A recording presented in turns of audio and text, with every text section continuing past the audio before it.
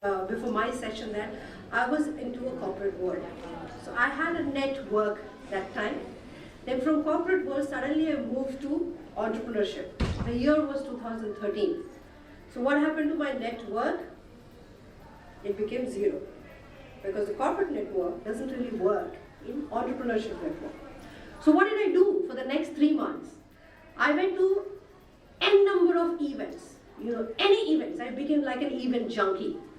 At the end of 3 months, when I just looked into my bag, the handbag, which is full of cards, how many of you would have cards inside your, just give me a shout out here, guys, if you have full of cards in your handbags, So that's the way we have cards. So I was cleaning my bag, and I remember even today, I brought out 363 cards.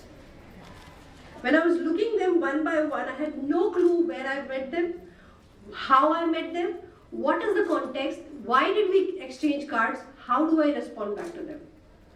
That's when it struck me that I sucked in networking. I was not collecting the references, I was not creating a network, I was just creating a hell lot of cards. So since then I have stopped giving cards. I don't give cards to anyone. What I do is, I actually would like to extend from what Roshni said, that first thing first, intention is right.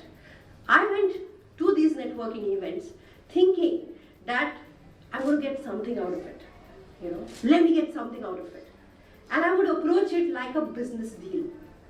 That is not how networking works. It has to be a ripple effect. And that I realized only after losing all these 360 references that I had, and I had no clue how did I miss those, right? So what I started doing instead is that I started connecting with them on one-on-one. In the sense, I would ask them, okay, what do you do? Where do you belong from? What are your interests? The questions that open up conversation. Everybody has travel interests, food interests, place interest, and hobbies interest. If you are interested enough, you can also talk about politics. Right? But be careful that if their interest is not matching with you, you don't end up into a fight. So you lose them forever, exactly. So be careful there, right? So it's important that you figure out what are their interests are and you connect at a larger level. Now this morning I met somebody and two of them may be vouching here, they're sitting here after, just meeting me 10 minutes before, thank you so much, that's the power of Heartful networking. And what I just told them is that, listen, I don't carry cards, I'm going to connect to you in LinkedIn right away, is that okay? So they said yes, and they're here, sitting, listening to us. Isn't that what you want from networking? So find out what is that you're looking from networking. If it is the connections that will work for you in a multiple level, then think from that perspective. Don't look it into a lead. That, okay, I'm going to get business from this person. Maybe this person will tell somebody else, and somebody else, and somebody else. And they will become your network as well.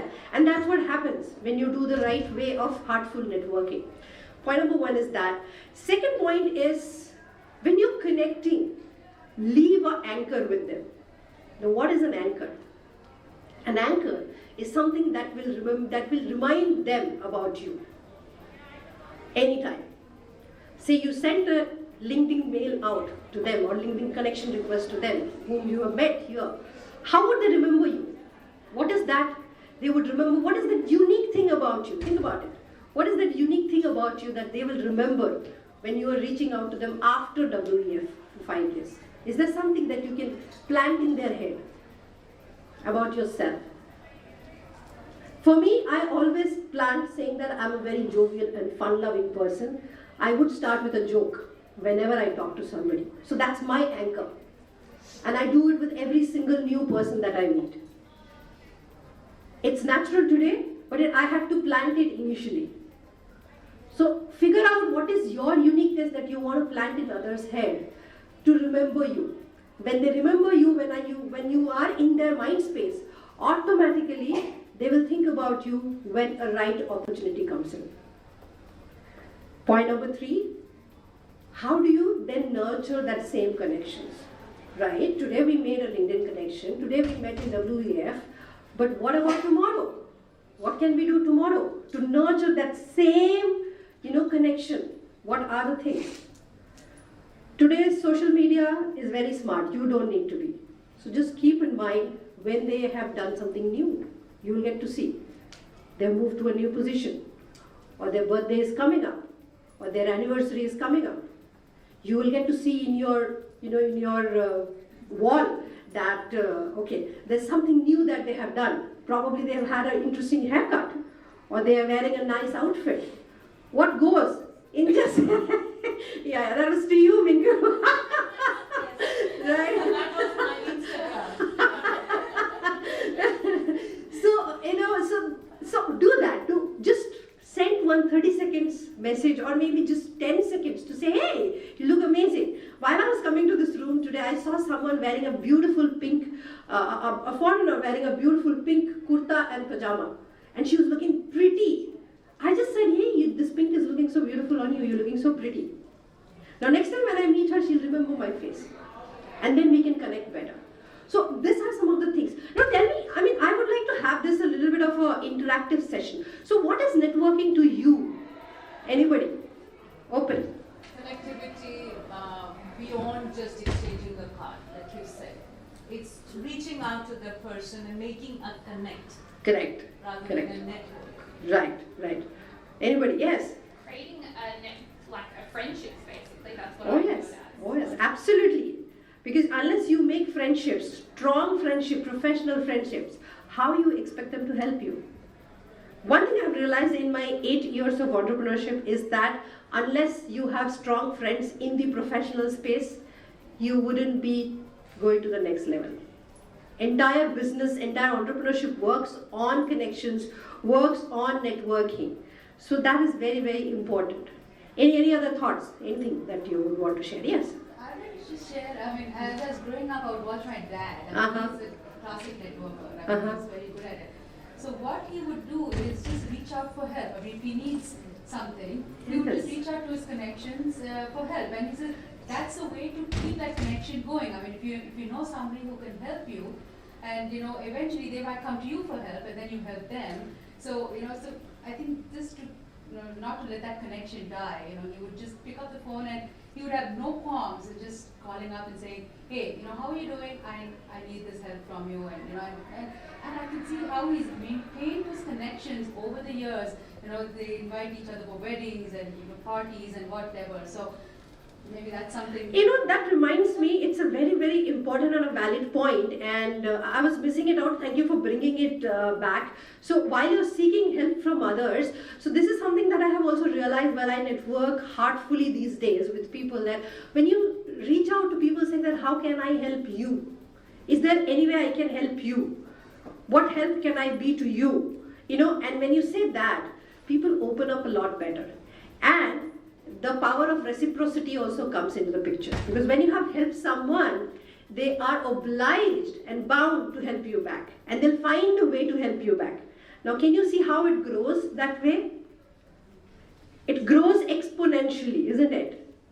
Right? Somebody else also wanted to say something, right? I was about to say something very similar. According to me, the way I define networking is, the network are people who I feel confident to pick up the phone and ask for help. Yes. If I cannot pick up the phone and reach out, or don't Yes. feel that confidence that that person is going to help me, that's not really a network. Absolutely. Connection. Absolutely. I've seen so many people having 5,000 plus, 6,000 plus friends in LinkedIn, and they keep boasting about it. I know so many people in LinkedIn, etc. And then they come up and say that, listen, I don't have anybody to seek help from. I'm like, okay, how is it even possible? That's not worth it in that case. Srijata, I have one thing which I would like to point out, Yeah. where she took it up. While it is a good idea to say, how can I help you?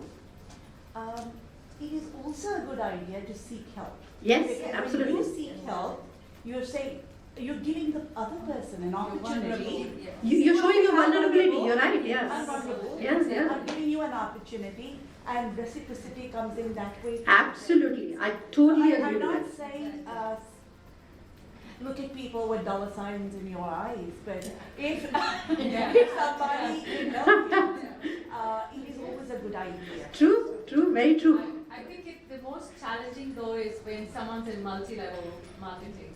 Oops, And yeah. then, here you're talking about exchange of health, physical health, connectivity health, but when some people chase you with products, one life and I'm way, then it becomes very challenging, and I think in those cases you have to be a person of a specific, I don't want to say thick skin, because seriously they're loving what they're doing and they're doing the networking, but it has to be a person whose approach is so different.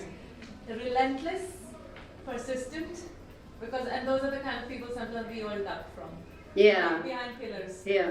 So, that's there. So, I think, so multi-level marketing, in that sense, without any offense here, they've taken networking to a level where it has become, they say in Hindi there is a proverb, I'm going to translate that as well, it's called nimbu ko ab zyada nichodo, to wo bitter ho jata hai. So basically, if you squeeze the lemon too hard, it becomes bitter. It doesn't remain sour anymore. What it means is that if you harp on the same thing again and again and again and again and again, then it becomes painful for others. And when it becomes painful for others, then they run away from you. It's a pity because that's the pulse of that business. Absolutely. I actually am not criticizing, I admire them. Right. Because it takes a certain kind of person to be able to do that. True, very true. Very true. You were saying something? Yeah, in 1991, from Bangalore to Delhi, I was traveling by train. I met a group of students, and I just took photographs of them. My son had got the President Award, so we were traveling then. And I just took photographs of them, and I forgot about that in 1991. One of them, he's been following me on my Facebook of my whatever I was doing. And he calls up last week and he says, "Ma'am, I've been following you. I want my kids to meet you." And now he's sending a car tomorrow, and he's in Delhi. And he says, "I want you to come home." So he said, "I'll send the car." It's in 1991, just a few hours. That's the power of heartful networking. Yes. And no connections, no selling, no networking. Yeah. It's just that he kept following me. And that reminds me another thing that I would like to bring up on here, that when you are in confinement, not a forced confinement, I'm not saying you're in jail, but when you are in confinement, like for example in this room, we know each other now and we would probably like to connect with each other. Or when there is a safe atmosphere, like a train journey, you have nothing else but to talk to other person. Right? That's how you entertain those days. Today you have phone and other things, but those days you would be entertaining yourself by talking to each other and knowing the other person, right? So that's how the connections got built up. But today it's a different thing. So when you are in confinement, know that the connection happens better and quicker, provided you have that open mind. So that's what from me. Any other questions? Any other points that you would like to? Yes, I love this. Yes, one small thing I wanted to mention that works for me. Like if I meet somebody and that person and I make a connect, and then if that person wants something from me, I'm a media person, so I should be charging for everything that I do. If it's a corporate thing, if it's a freelancer, somebody like me, I will always give my first service for free. Like something very small. It could be like one of the biggest thing I would do for them. But that thing is just like to say thank you for being my friend. Let's work. Let me show you what I do. If you like what I do, then we can go on to bigger projects. But I don't try to put a dollar sign to everything that I do at the first level. Obviously, if you're asking me to do a 2-hour show, then it's a different thing because that's very, very expensive, right? But if you just want me to do like a 1-minute clip or a 30-second clip, I'm like, what, I'll send my guys, I'll do it for you. Let's see if we can work together. So that also gives you a little bit of a better feel than me just chucking an invoice on your face and saying, these are my dates, this is how I do work. Yes, I totally agree with you on that. In fact, I follow the same thing. I run a fashion entrepreneur. I'm a fashion entrepreneur. I run a brand which makes customized clothes for professional women. And I also consult with women that how do they build their wardrobe for who they are, not for who some other person is and they want to just emulate them. So that is something that I do. So as a practice, I do the same thing too. That whenever I find someone in distress saying that what do I do? What do I wear today? I have this event. I don't say no. I charge this much for my 15 minutes consultation. So I don't say that, right? I just simply tell them, and just because they're so happy with it, they're going to tell that to 10 more people, and those 10 more people are going to tell to 10 more people. That's how you increase your net worth or network. Network is equal to net worth, today's world, right? So it's a very, very valid point that you have brought up. I think all of us should take note and start doing that ourselves. Two of you wanted to say something as well. So I wanted to share a perspective, and it perhaps might be contrary to what we've been discussing. Sure. I think as women, when we talk about heartful networking, that is a preferred mode of networking, right? We really won't differentiate between personal and professional boundaries. Even if we are meeting someone for professional reasons, we want a personal connect in that network. Being an entrepreneur for 8 years and moving from a corporate to entrepreneurship role, we might have started our journey around the same time. I realized that it is important to differentiate between personal networks and professional networks. Okay. Yeah. Professional networks are something that you might build, where you might not really have a very deep heart-to-heart connection, but you know that there is an opportunity to collaborate. The second, so we run a community of women leaders, and after having worked with almost 1,000 of them over the past 3 years, we also realized that a key challenge for us as women is how to make those networks work for us. True. So networking is fine, establishing relationships is fine, but how to make that network work for you professionally is a different ballgame. Yes. And perhaps you would like to throw light on that. Yes, so that's a good point that you brought in. And you want to say something before I say something? Yes, I just wanted to add. There is a difference in professional networking in terms of there could be, I could design who do I want to get in touch with, and it's not only face to face. So if I want some information in a certain area, I could check who's the best person, follow them, find out about them, write to them, send a LinkedIn invite. So there can be planned networking also. Yes. And today with LinkedIn, with social media, it is a possibility to look down, have a strategy of networking and put it in practice. True. So, and I would agree with that. In fact, I would agree with you as well, and that it's important that you realize that what's your personal network and what is your professional network. In my experience, I have seen that sometimes when you really do the networking right, when you really do heartful networking, when you're transforming that network and you're taking it forward, the professional network, while working on profession, they still become a friend. Minku is an example. How many months back did we meet, Minku? In fact, when we started on the project together, Yeah. we are together in the plenary on the 15th Yeah. at 4 o'clock, and I invited Srijata, because I'm the moderator for that plenary, and I hadn't even met her. I had we are members of ALL Yes. Bangalore, Yeah. and she had just popped up, and I saw and I sensed, but that's me, I sense energies. And I sensed her gregariousness, and I just said, okay, she's the one because I was choosing my plenary members, and I said she's the one I wanted. So I think just ALL as well, we have to be very thankful about it because it's formed so many synergies. So true. So we connected even before meeting face to face. She's the one who put us together. Yes, absolutely. Yeah. I got them together to share a room. Yeah. So actually, I would like to add to that point.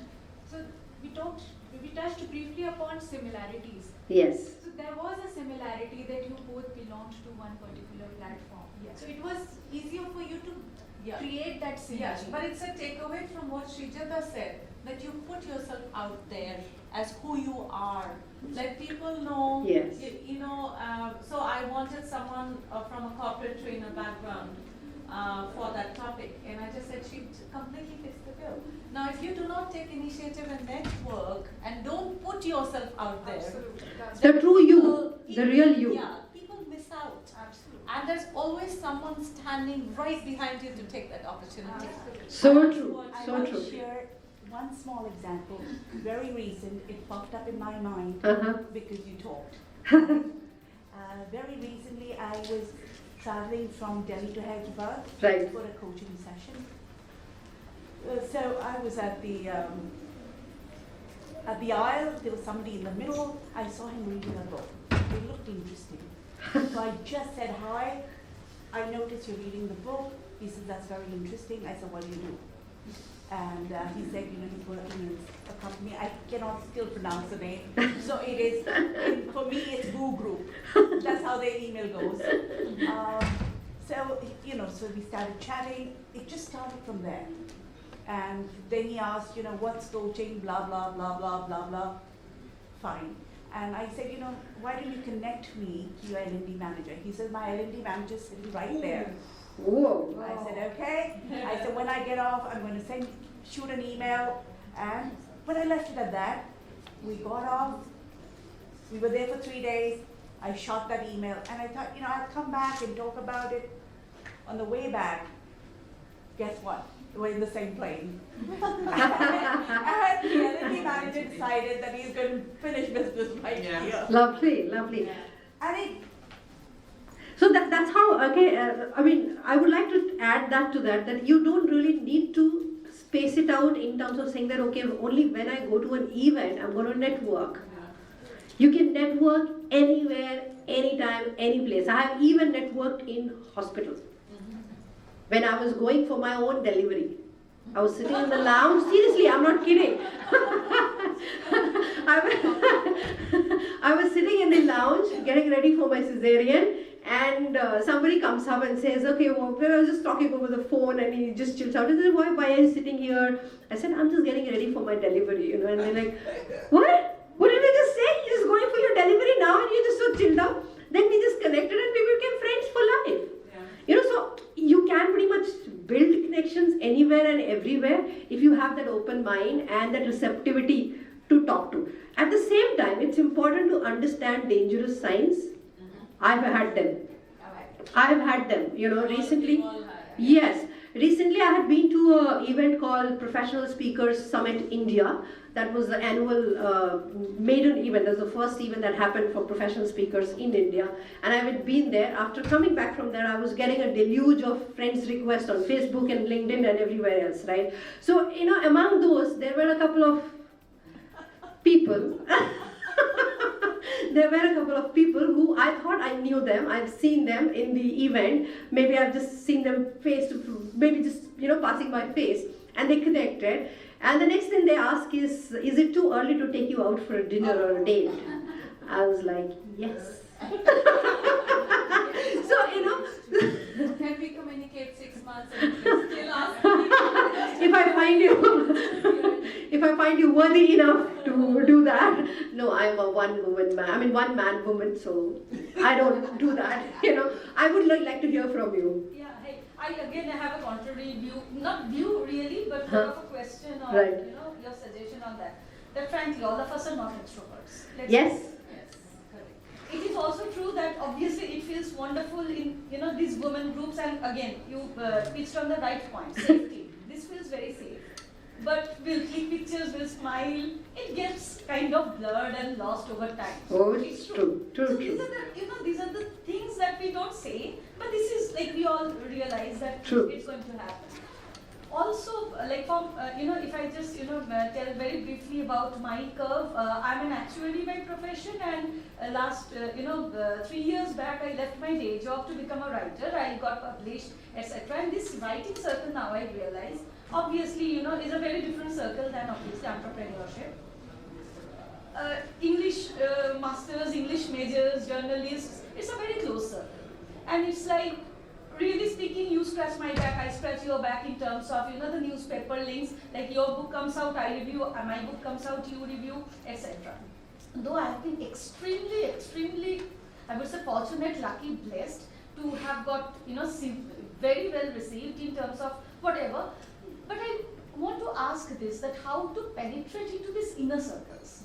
On your merit, definitely, as they say, your career growth depends on your talent, but it also depends on relationship. Yes. Now your talent can only, obviously, it's like walking on one leg. But the other leg, which is the relationship, and in most industries, entrepreneurship is something where everyone needs help, so there is a propensity to help and to reach out. But existing circles, inner circles, how to penetrate them? So this is what I did to penetrate into the inner circle of entrepreneurship, and I think this could be useful in any circle for that matter. So there was a time when I wanted to, if you guys are aware of Indian startups and Indian startup PR and media firms, Your Story is a big thing, right? Today, Shonda Sharma, the founder of Your Story, find it very difficult to meet anybody and everybody. So about 5 years back, I wanted to catch up with her. I wanted to personally connect with her. So here is what I did. I hunted down which are the events that she was going to, and which among those was easy enough to penetrate and go and talk to her, have a conversation. So I found that out. It was a startup Saturday. In Bangalore has lots of startup events that keeps happening every weekend. So I was lucky in that sense. So I found out that she was speaking in a panel that day, and she would be there post the panel. So what I did is I parked myself in a strategic place where she has to pass me through. And when she came down, I said, hi Shraddha, how are you? And she's a very, very, very nice person. She's a very, very down-to-earth person. Even today, we just, hug each other every time. Recently, I was there in one of her, events, and she just came in like, "Tu kya kar rahi hai?" And I'm like, "What are you doing?" Very casually talking to. Now, how that happened? So I went and started talking to her. Now, I come from West Bengal. I come from West Bengal, a state of India, which is close to another state where she lives in, which is like next state to each other, and there is a camaraderie there happening there, So when she started talking, she's from Bihar, by the way. So when we started talking in her mother tongue, and we started talking in Bhojpuri. And how do I know Bhojpuri? Because my grandparents lived in Bihar. So I brought out that connection, started talking to her in Bhojpuri, and created that bonding between her and me in that day. Then I reached out to her through Twitter, through LinkedIn, through Facebook, everywhere else. And I started talking to her and this and that. So much so that for the next 2-3 years, till she becomes this busy, I would say, every now and then, whenever she found a nice tip about my business, she would reach out to me. She'll send me a mail. So this is something that can be utilized for other businesses or other areas as well. Like for example, if you want to say meet Amish Tripathi, he was yesterday there, right? So you have to find a time to go and talk to him and build that relationship. Very important part of it is to find out that similarity. That similarity is very, very, very important to find out. I think you are a Bengali, aren't you? I figured it out. So we can connect in that bonding, right? If I start talking to you in Bangla, right now you will start, becoming friendly with me immediately, right? Even though, exactly, it'll go inside, right? So that's finding out that, it becomes more important for us to be observant. What their backgrounds are, what their likings are, what kind of beliefs do they have. If we start believing on those and start talking on those lines, automatically we start connecting with them better. I have another suggestion. Yeah. Sometimes you need somebody to help you break into a circuit, right? So once you make that one connect, there are circuits in which they can introduce you to. Yes. Right? But it's very important for you to add value to them also.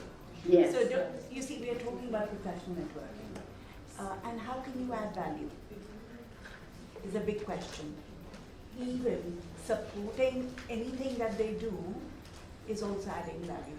So it should be, so if they introduce you to let's say, to a network, by your presence there, it should add to them. They should not be a stepping stone. Yes, very true. Like being a stepping very stone. true, very true. So all it boils down to how can you be in the mind space of that person. The more you are there in the mind space of that person, the person will automatically help you. Recently, because of the same exercise that I've done for the last few months, I got a chance to speak at IIM Bangalore. Prestigious IIM Bangalore. I was an alumni of IIM Bangalore once upon a time, and I used to dream standing there saying that this auditorium, I'll probably stand and talk one day. Okay? I wasn't even sure about that. And this year, January, I got that opportunity, I grabbed it, I stood there, and I lived my dream. So it's all about how do you create, thank you. So how do you create that atmosphere for yourself and then plug yourself right there, in that place. It's not that you're not coming from a bad intention. If your intention is bad, no matter what you do, let me tell you, it won't work. It won't work. Your intention has to be absolutely on spot right. And not only for me, but it has to be, what can I do? What can I do? Like that.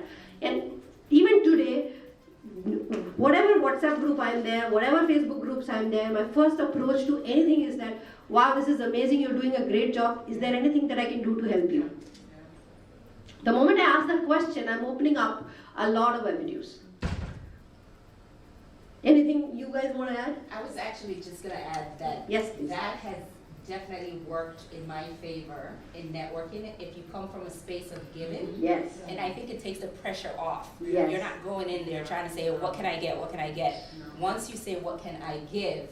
You're just injecting yourself, and energetically it's just, it's pleasing. So yes, absolutely, I totally agree with that. And it has completely, I used to be, in the other mode. What can I get from this? How can I get help? I used to be seen as a very needy person for a long time. It's very tiring. It's very tiring, absolutely. But when you start saying, okay, what can I give? It's like, this is within my purview. I can give it easily without much thought. People are very perceptive. They see it in you. Yes. You come with that intention of getting something, people see it in you. Yes. People are very perceptive. True. So you have to bring that intentionship, you have to bring that intention, then approach it. Brilliant. I'm loving this conversation. Do we have more? I learned from my mom. When I was growing up, I thought she was a pain. Because anywhere you went, my mom would make friends. And I just thought, what does she want? I mean, she's not in need as such, but she just found it so easy. And as a young girl, I actually used to resent that.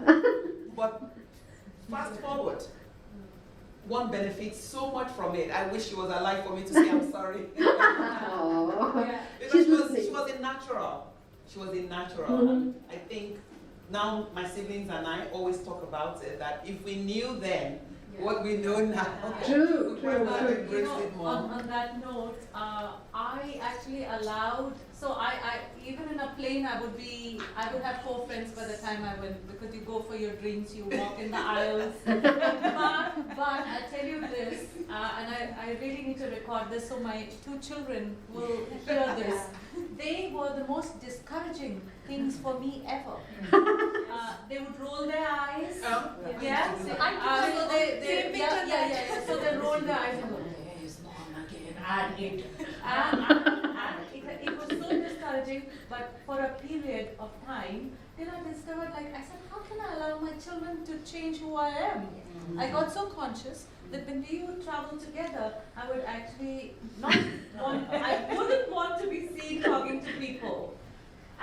So I'm really sad that I've not been able to share that enthusiasm, pass that enthusiasm to them. In fact, I got negatively influenced by them for a certain time, and then now I'm back to, knowing the whole world. Yeah, but that's the other thing. You have to watch out is not to let people around you discourage you. Just stay true to the reason and intention of your networking. Absolutely. And yes. And I have to tell you, Pushpa, I did not know at all till someone said, and I was sharing a woman who was passing through Bengal. I'll take just a minute, just to show networking. And I wanted to share that woman because she was talking about the divine energy, divine feminine energy. And I am always the one, once I hear someone good, I want to share them with the whole world. So out of goodness of heart, I said, I want this lady, and I wanted a space. And no one's willing to pay for goodness nowadays. Everyone wants everything free, right? So I said, and I said to my networking, where can I go for a space that someone, So there's someone said, there's Chai, Pushpa. chai, Yeah, there's Pushpa who will let out the space for you. And I went there, walked in, and within the first 10 minutes of meeting, we had talked about this one woman. Look at the universe. This one woman who was damaging my ex-husband, was going to. And she knew him. She knew her. So out of the whole universe, what a classic example of networking. Absolutely. There was this one woman who was going to damage my ex-husband, run away with his money. And I walk into the one home who knows her. Wow. And we could trace her and we, make sure that he did not end up with her. So I actually changed the future of my children by just walking And into the the kids house. love you. Brilliant, brilliant. Super. So I think 10 minutes, yeah. I think we're kind of short of time. She's giving you bad looks right now. So she's sweet again. So anyway, so I'll just end it up with a few pointers. One, your intentions while you're networking. Two, you need to know how to plug yourself in the right place, in the right time, for the right people, for the right intention. Thirdly, what is that you can give while you're networking? Yeah. Fourthly, when you give, you will receive in tenfold. Remember that? And it work well. Thank you so much for joining me, and please come over here for a photo. I would love to